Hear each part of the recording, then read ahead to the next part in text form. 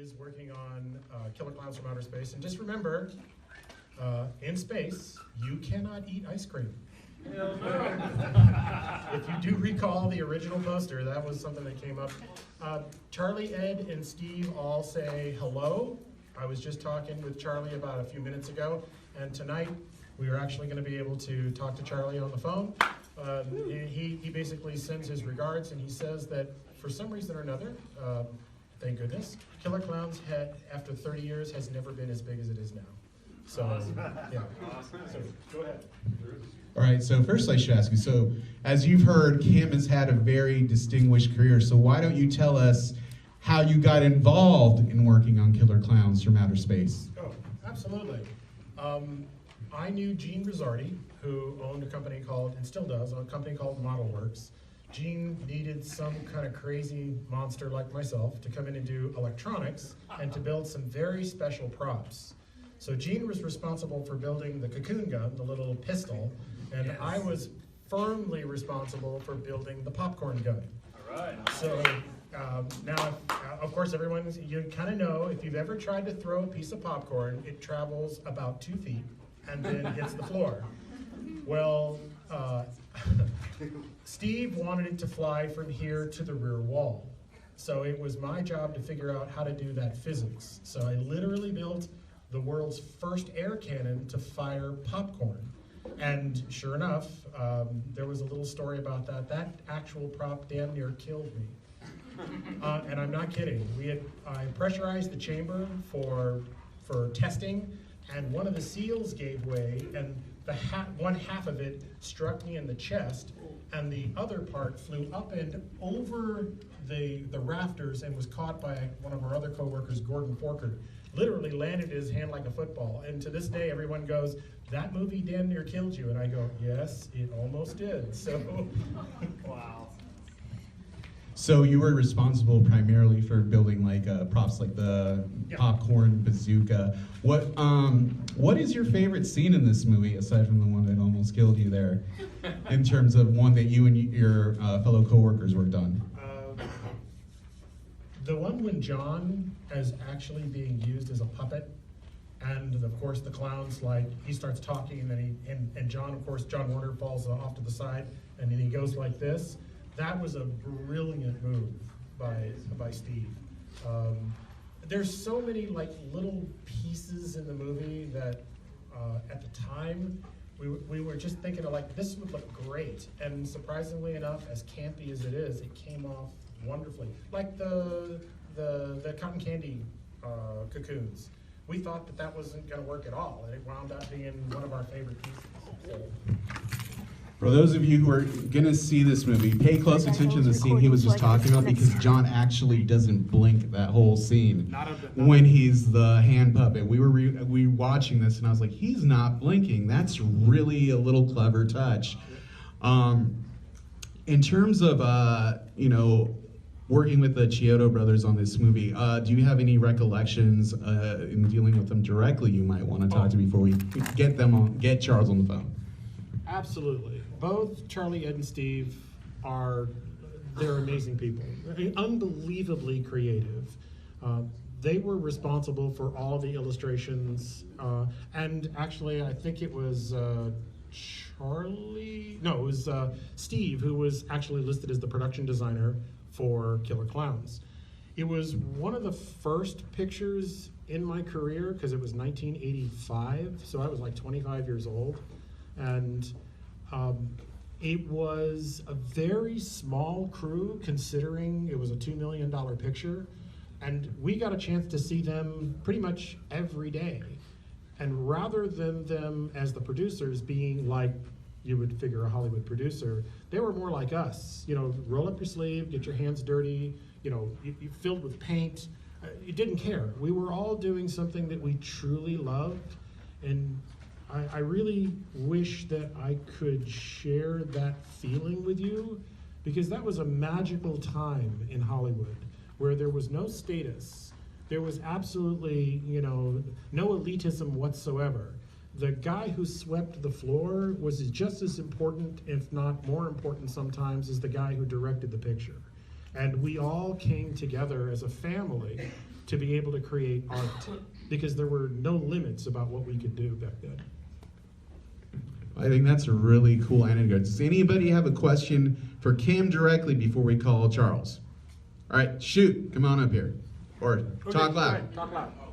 Who's inside the clown costumes? Oh my gosh, you know, I don't know. Charlie would, because he was there. But I'll tell you that they were tall. The actors that they played, they were big guys. I think the one guy I met was like 6'6". Oh, great. Yeah, he was a tall dude. And granted, we did have a couple of people who were vertically challenged, but the majority of them were big guys. And really for us, we didn't really, unless we were on set, we didn't get a chance to interact with the actors. It was more makeup effects that would do that. So. All right, we got one more on the side here. All right, so I have kind of two questions. Sure. Wasn't the popcorn gun the most expensive prop too in the movie? You know, that's a tie actually. The popcorn gun, from what I can remember, only cost about $300 to build. It wasn't a lot. Now that's not including painting it, and but for me, my time and all the components, it was more the cocoon gun, the one that Gene Rizzardi actually made. He and I both worked on that piece, because to make it do what it did, I had to build the electronics that went inside to make it winky twink, right? And to be able to make it move, we used it was brand new at the time. Skill makes a little red screwdriver that bends in the handle. So we took that as the mechanism, and he did the patterns, and then I did the electronics, and then he put all that stuff inside the cocoon gun. So between the two of them, they were both just as complicated, but I think the popcorn gun, or the bazooka, as you say, was probably the most dangerous. All right, well, I think we should probably call Charles here. You guys excited? Yeah! Just checking. He's going to answer in a second.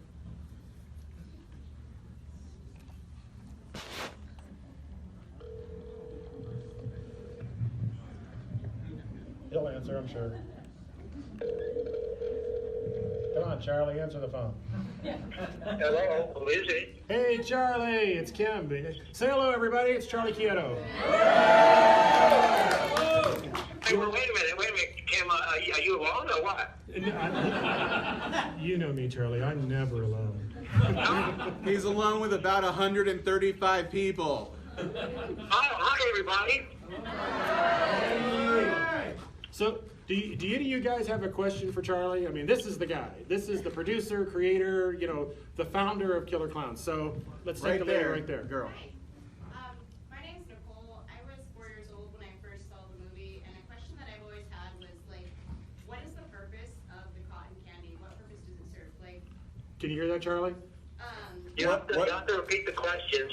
What purpose does the cotton candy serve to the clowns in the movie? It's not done. I wanted to know, does it act as a preservative for the body, or is it something that kind of breaks the human down over time? And then, on top of that, I really wondered what they were using the bodies for. Was it fuel, or were they ingesting them? Did you get that, Charlie? What were they using the bodies for? Were they ingesting them, eating them for food? The concept behind concept. it. Using them for Well, the concept of Killer Clowns was to basically utilize everything that was relevant carnival and the clown circus world, and just turn it on its head. So cotton candy was the obvious one, and the popcorn. The cotton candy, we thought, because it's you watch the way they make cotton candy, it spins like a web. And we thought it was perfect that the clowns would somehow devise a gun that could shoot, cotton candy webs and capture his victims. So basically, what we were doing is we had the idea that the clowns, what would they do? The process there's always, okay, you have a funny gag, and then you brainstorm and you find out, you sort of bounce ideas off each other. What could it possibly do? Well, you know what? We thought that, well, maybe it's dissolving them and it's breaking them down into some kind of an ooze or a liquid, possibly blood, possibly something worse, a coagulated, thing of human, tissue and organs. And we figured that, that what would be a capper on that? How do you show that? Well, we figured that, well, maybe they would, they would eat it. Better still, if it was liquid, they would drink it.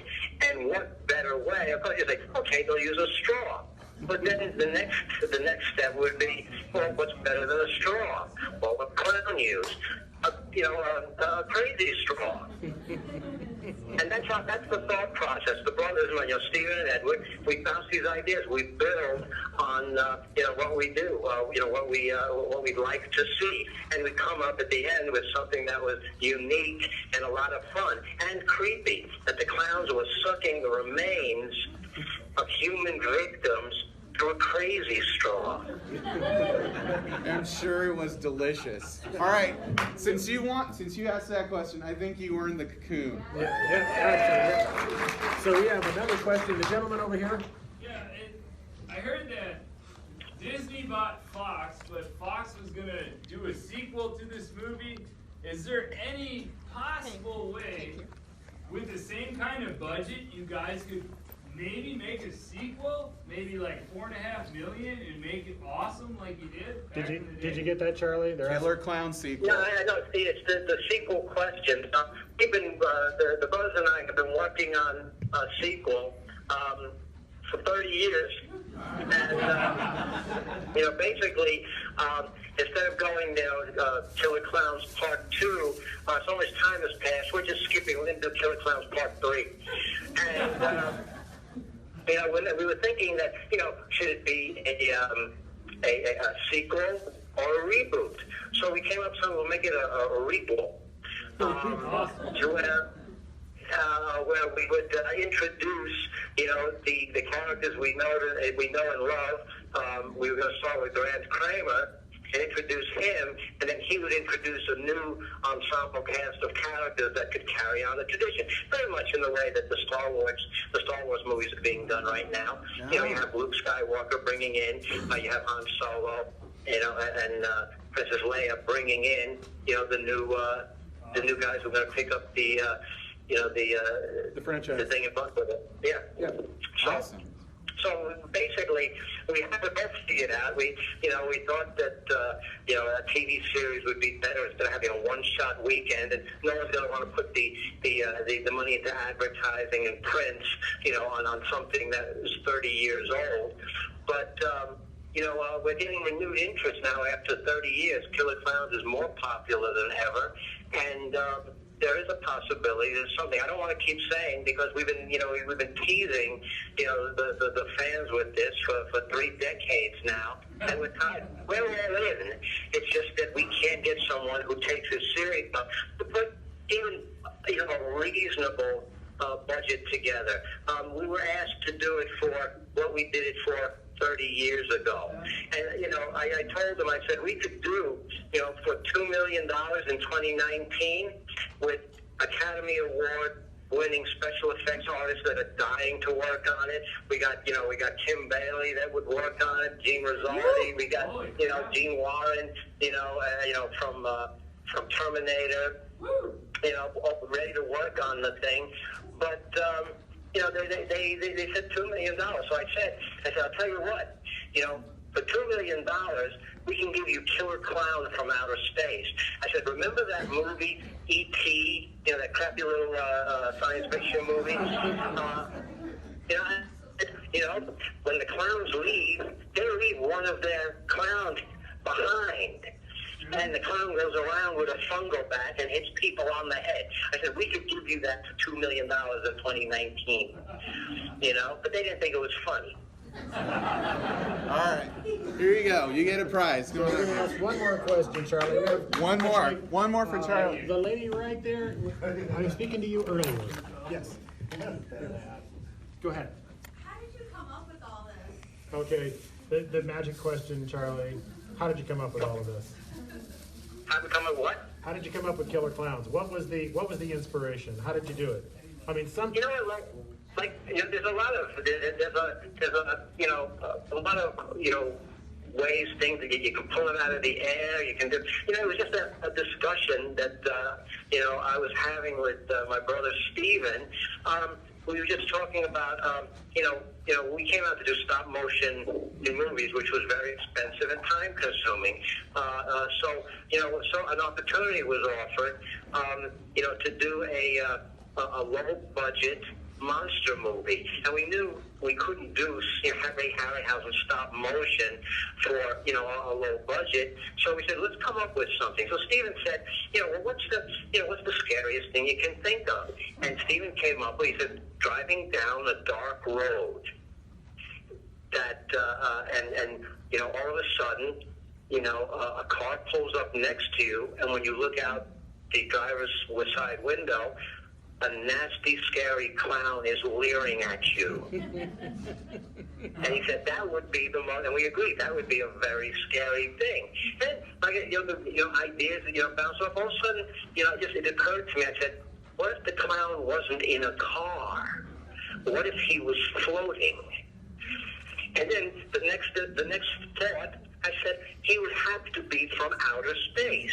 And Steven said, Killer Clowns from outer space. It was as simple as that.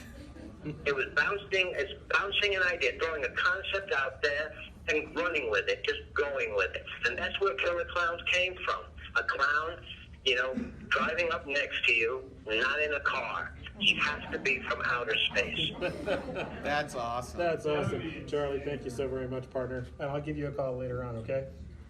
Yeah, I just wanted the fans to know that, Kim, when he made the popcorn gun, and he was almost the first victim of the popcorn gun. And we were really worried about him because installing the RAM, when he fired it for a testing, it backfired and hit him in the stomach. So we were really worried. So he was almost the first clown victim before the movie was even made. Kim did amazing work on it. That's everyone's favorite prop, and I know he worked on a bunch of other stuff. Too much stuff to talk about now. Yeah. Hey, can you have time for one more, Charlie? One more really quick one. I have all night. I'm just sitting here talking. All right. Blue jacket, you. What is your favorite scene producing overall in Killer Clowns? You know what? There's a lot of really great scenes in terms of horror and effectiveness. I think the Mooney ventriloquist dummy is the most horrific, creepy scene. But I think my overall favorite is just in concept and execution. I believe Stephen and Edward agree. Is the shadow gag. Oh yeah, the shadow gag. That's great. Yeah. The shadow gag is an amazingly executed gag, all practical, and that's it was all practical effects. Gene Warren of Fantasy 2, he figured out. We made a white wall. He photographed it, and we took a plate and he matched the miniature exactly with the pipes and the bricks to the to the live set, to the location set, and then I fabricated.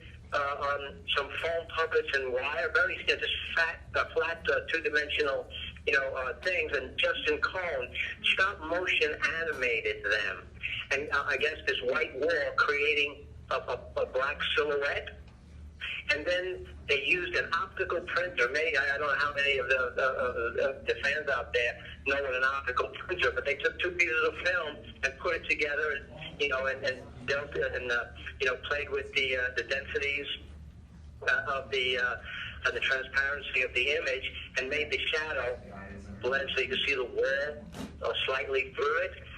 And it was that complicated, and it was a perfect illusion of a clown, casting horrific shadows, impossible shadows on the wall. So that's my favorite and the director's favorite. Yeah. All right, Charlie, thank you so very much, man. I'll give you a call later. Say goodbye, everybody. You know what? Something is happening with Killer Clowns, I promise you. Okay, awesome. See if we can say We're just gonna say thanks so much from Cult Classics. We're gonna give Charles a big thanks. 1, 2, 3. Thanks, Charlie. May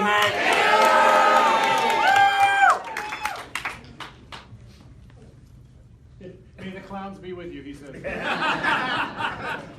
All right, let's give Kim a big hand.